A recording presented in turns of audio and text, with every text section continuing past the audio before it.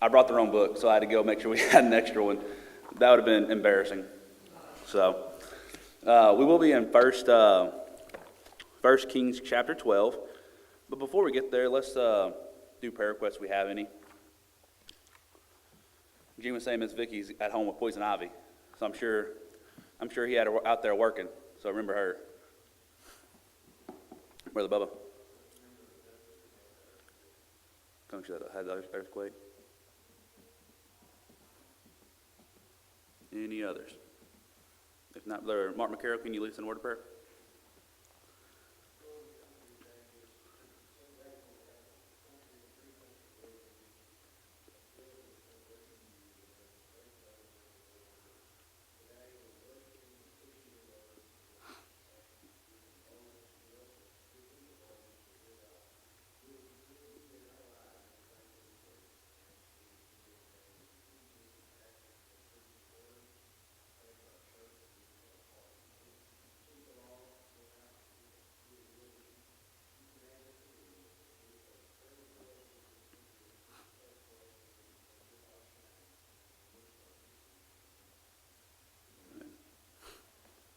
All right, like I said, we'll be in 1 Kings chapter number 12.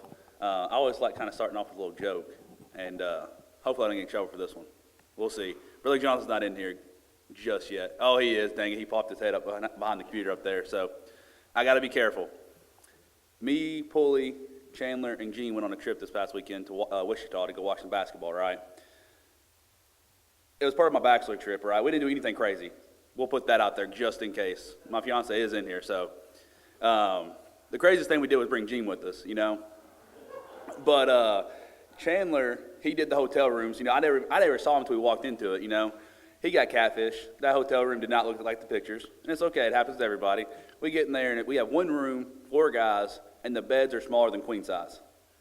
And so we're like, uh-oh. And I already called bunking with Chandler, so Gene got put with Pulley. And if you know my brother, he likes passing gas. You know, he loves passing gas. As soon as we laid down on that bed Friday night, it was about midnight, a little past midnight. He lays down, he lets one rip, and Gene goes, "Oh no, you better point that thing the other way." He had us all rolling, you know. I can make fun of Pulley because he makes fun of me all the time. That is my brother. He makes fun of me all the time up here. So this is a small class compared to what he does. But yeah, Gene said, "Point that thing the other way." And that was like our theme the whole weekend, you know. All righty. So, pointing the things the other way, let's go to 1 Kings chapter 12. It'll probably help if I got there. So, a few weeks back when we started off this, I always said that, you know, Solomon was very wise. You know, his first thing he did was ask for wisdom, right? But quickly, Solomon's wisdom turned into maybe a little arrogance. He wanted to figure out what the world had to offer. And he quickly turned away from God and he went towards idols. Now we're going to be looking at his son Rehoboam and what the lifespan and what you do to generations when you start living away from God and when you start moving away from God. What happens to your children? What happens to the people around you? It pushes them farther and farther away from God as well. And we see that here. So we're going to look at really leadership and counsel. Rehoboam received some really good counsel. But Rehoboam elected to go with the counsel he wanted to hear. He went with his friends, you know. There's one thing about yes men that are very bad is they tell you whatever you want to hear. They don't help you. They hurt you more than anything. Sometimes we need to be told we're in the wrong. We're doing something we shouldn't be doing. I agree with that, and I believe that with the fullest part of my body. But that's what we're going to look at. It's going to be actually pretty quick. So let's read verses 1 through 5 in chapter 12 of 1 Kings. It says, verse 1, "And Rehoboam went to Shechem, for all Israel were come to Shechem to make him king. And it came to pass when Jeroboam the son of Nebat, who was yet in Egypt, heard of it, for he was fled from the presence of King Solomon, and Jeroboam dwelt in Egypt, that they sent and called him. And Jeroboam and all the congregation of Israel came and spake unto Rehoboam, saying, Thy father and met our yoke grievous. Now therefore make thou the grievous service of thy father, and his heavy yoke which he put upon us lighter, and we will serve thee. And he said unto them, Depart yet for 3 days, then come again to me. And the people departed." So we see Rehoboam is about to be anointed king. He comes to Shechem with all of Israel to be anointed king, right? And there's another man that comes into the picture here, Jeroboam. He will eventually be the second king in this divided kingdom. He'll be the king of the northern tribe, or the northern kingdom of Israel, because they split here in just a little bit. Jeroboam was, I believe, a captain, high up captain in Solomon's army. He was a good man. He was a captain in Solomon's army, but he fled because Solomon wanted to kill him, because Jeroboam got told by God that he would be king of Israel, right? And so I imagine he got a little arrogant, then puffed out his chest, so Solomon wanted to kill him. So he fled to Egypt, and that's why he's saying he's coming out of Egypt. They wanted him, Jeroboam, to speak on the behalf of the people, saying, we want lighter burdens. Solomon made our life extremely miserable, extremely difficult. Lighten our load, please. That's their plea to Rehoboam, right? I think if all of us can equate to that a little bit. Imagine if our taxes got too burdensome, we couldn't even feed our kids with the amount of tax. And we had a kingdom like that. We went to our king saying, please make it lighter on us. You know, I imagine they had a little bit of hope, because it's a new king. He has his own ways. He's going to do things his own way. Had a little hope. So they come to him and say, hey, it was heavy, it was difficult. Please make it lighter, and we will serve you. Right? The people gave Rehoboam the answer that he needed right then and there, right? They said, we will serve you, right? And so I actually think Rehoboam was very, very smart with what he said and wise. He said, go away from me for 3 days and come back, and I'll have an answer for you. He said, give me 3 days' time to think about it, right? That's great. He didn't make a decision in the moment, right? But the meat of it comes from what he does in these next few verses. It's really, really heartbreaking what it is, but it was part of, I guess, the consequences that God told the nation of Israel when they said, we wanted a king. And Samuel said, you don't want a king. God does not want you to have a king. And I'll read that here in a little bit back in 1 Samuel. But let's look at verses 6 through, I think, 6 through 11. It says in verse 6, and King Rehoboam consulted with the old men that stood before Solomon his father while he yet lived, and said, how do ye advise that I may answer this people? And they spake unto him, saying, if thou wilt be a servant unto this people this day, and will serve them, and answer them, and speak good words to them, then they will be thy servants forever. But he forsook the counsel of the old men which they had given him, and consulted with the young men that were grown up with him, and which stood before him. So he went to people he knew, right? He knew what they would say. He went to them and gathered them. He gathered his friends, and he said unto them, what counsel give ye that we may answer this people who have spoken to me, saying, make the yoke which thy father did put upon us lighter? And the young men that were grown up with him spake unto him, saying, thus shalt thou speak unto this people that spake unto thee, saying, thy father made our yoke heavy, but make it thou lighter unto us. Thus shalt they say unto them, my little finger shall be thicker than my father's loins. And now whereas my father did lade you with a heavy yoke, I will add to your yoke. My father had chastised you with whips, but I will chastise you with scorpions. So we see the conflicting here. He goes to the wise men, very wise, right? He goes to the older men that's lived a little bit. Those older men probably served under Solomon. They saw the deterioration and the downfall of Solomon. And they said, Rehoboam, your father did this. We saw with our own eyes. These people need a break. Isn't that what Jesus taught us as well? The basis of leadership, to be a godly leader, is humbleness. It is be a servant first. Why do you think Jesus calls pastors shepherds, right? Moses, he was a shepherd. That's where he got mainly his training from. He was a shepherd by trade. King David, the greatest king the nation of Israel would ever see other than Christ, was a shepherd. There's something about being humble and being a leader first and a servant before you can ever lead people. Rehoboam and Solomon did not know this. They never had the ability to be servants. They wanted to be served, right? I hope that's not what we want to do, because if we want to be served, we need to do some serving first, you know? We should do more serving than being served, more giving than taking. And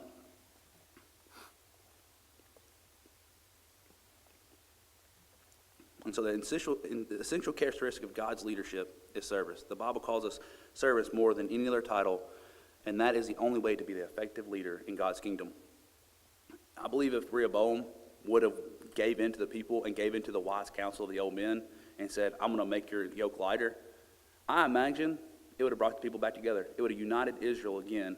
Now, I will say, there was still that consequence that God said that, let's actually go there. It'll be in 1 Samuel.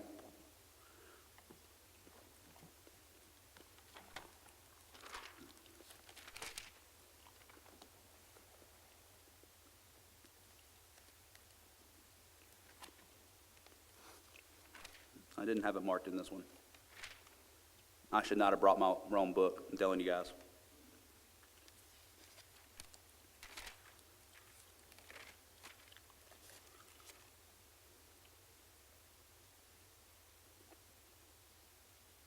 All right, 1 Samuel chapter 8. We're going to start in verse 10. All right, verse 10 in 1 Samuel chapter 8 says, And Samuel told all the people the words of the Lord unto the people that asked of him a king. And he said, This will be the manner of the king that shall reign over you. He will take your sons and appoint them for himself for his chariots and to be his horsemen. And some shall run before his chariots. And he will appoint him captains over thousands and captains over 50s, and will set them to ear his ground and to reap his harvest and to make his instruments of war and instruments of his chariots. And he will take your daughters to be confectionaries, to be cooks, and to be bakers. And he will take your fields and your vineyards and your olive yards, even the best of them, and give them to his servants. And he will take them the tenth of your seed and of your vineyards, and give them to his officers and to his servants. And he will take your men servants and your maid servants and your goodliest young men and your asses, and put them to his work. He will take the tenth of your sheep, and ye shall be his servants. And ye shall cry out in that day because of your king, which ye shall have chosen you, and the Lord will not hear you in that day. And nevertheless the people refused to obey the voice of Samuel, and they said, Nay, but we will have a king over us.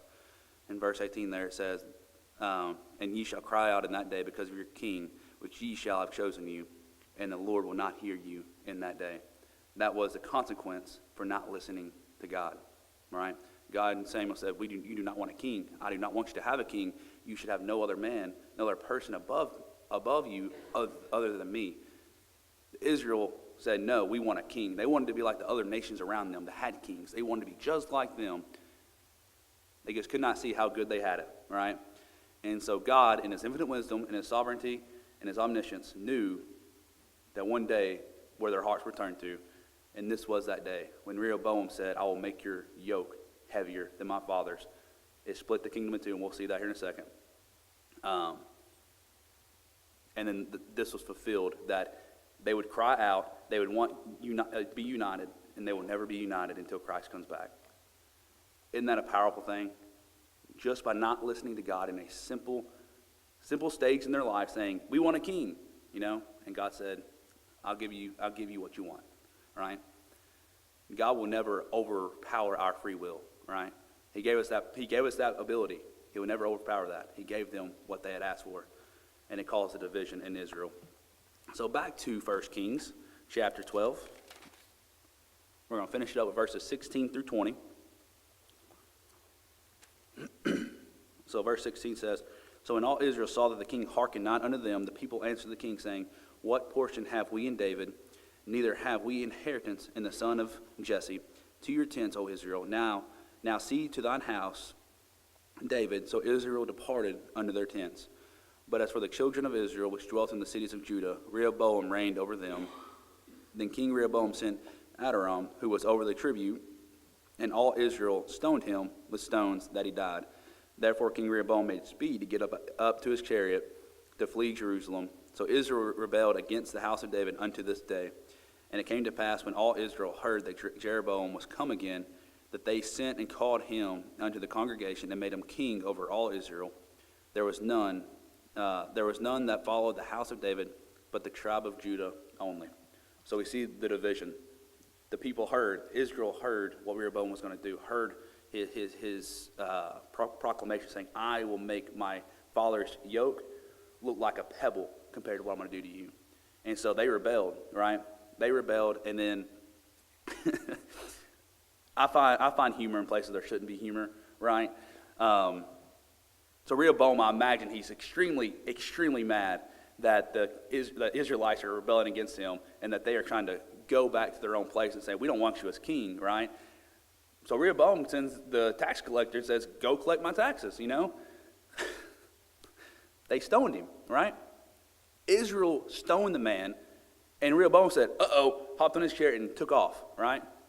He knew what was coming. And from that day, you had the northern kingdom of Israel and the southern kingdom of Judah. They were divided. A house of God, the house of David, divided the kingdom, right? Because I believe God probably wanted to do it in Solomon's day when he turned to idols as well. But God gave David a promise that Solomon would be king over Israel, over all Israel. God fulfilled that promise. Rehoboam took the throne, made it harder on the people. God said enough, right? There's always consequences to what we choose, right? Some good consequences, some bad, right? I'm a very big person in accountability. So much so that most of the time I get myself in trouble way too much, and that's okay. But when you have some type of power, especially when you're kind of appointed and anointed by God to do something, I believe you have a special purpose, and that accountability is held a little higher. That's what happened with Rehoboam, right? He was held a little higher, and he split the kingdom in two. It doesn't get any better. This is a little bit of a side note. I got a little bit of time before I wrap up. Jeroboam, he became king over the northern tribe of Israel. Jeroboam wasn't any better. Jeroboam led them to idols. He didn't want the nation of Israel going down to Jerusalem to worship at the temple. So he set up 2 golden calves for them to worship. I can't remember what he named them. One was named Dan, the calf was, and one was named something else. He wasn't any better, right? The nation of Israel, sin is it's replicating, right? It multiplies. When you start having sin in your life, you start bringing sin, it replicates, it festers, it makes it worse, and then it's iniquity. And then it's really hard to get back to where you came from, right? That's where the nation of Israel was at this very moment. They didn't know which way to go. They kind of forgot about who God was and what God wanted for them, right? And I pray that's not what we want today. So leaders can be no better than the people they are on the inside. Character is something that you can't see, right? Character is in actions. It's in the way they treat people. It's in the small things that people do. Just by looking at this, we can tell that Rehoboam didn't have any character, neither did Jeroboam, right? And if you're a son, I think, and I do believe, that a lot of your character comes from how you're raised, and especially the way you're raised by the man in your life, right? I see so many students and so many kids nowadays that don't have that father figure in their life anymore, and they struggle to have character. They struggle to have good integrity, right? It's not on the fault of the mother. I'm not saying that. I'm just saying both have a place in their lives. Solomon was not that man to Rehoboam. He was not the father he should have been to his child, to his son, to the future king of Israel, right? And we see that, and we see the consequences of Solomon's actions. Choices come from the heart, and good and bad choices are made and based on the condition of the heart. As Jesus told us, greatness comes from service. The best of the leaders are those who learn to serve wherever they are, wherever they are leading. I'm actually pretty proud to have a pastor, and I will brag on my brother a little bit, associate pastor too, that I believe serve more than they get served, right? They are always putting their best foot forward to serve and to help the people. That's what a shepherd does. They watch over the flock. They help the flock, right? We are blessed to have that. And Jesus wasn't bossy, right? He didn't go out. I mean, he was pretty bossy when he went into the temple and flipped over a bunch of change tables, right? I'm telling you, I find humor in a lot of things, you know. Jesus was the ultimate servant. He was obedient unto death, right? Even the death of the cross. That is our example. So if we want to be leaders, if we want to lead out, if we want to lead people to Christ, we got to serve them. We got to serve them in the worst ways possible and the best ways possible. You know, I'm telling you, I'm a guy who likes to get my feet washed, so to speak, you know. But Jesus was the man who washed someone's feet, right? So that's all I got for you. I told you it'd be pretty quick. I did pretty good, you know. No one's out there yelling at me, waiting to get in, so we are good, right? Thank you guys for being here. I'm really glad because I picked up my daily devotional from the house instead of my study book. So I'm really glad there was an extra one in there because it would have all been off memory, and sometimes that's not a good thing. Anyway, I'll dismiss us in a word of prayer. Lord, we thank you for this day you've given us. We thank you for this beautiful weather you've given us and for the rain that's come to make our ground a little more wet, Lord, and to prevent more fires. Lord, I ask that you just be with our country, just be with us, allow us to grow in you, just allow us to be led back into you, Lord. I ask that you be with this church, be with us, and let us be on fire for you, to be servants and and not cruel leaders and dictators, Lord, to serve people around us with love and charity. I ask that you just be with the prayer requests with our hearts and our minds, the ones that are unspoken, just be with those in special ways, Lord. And I ask these things in Jesus' name. Amen.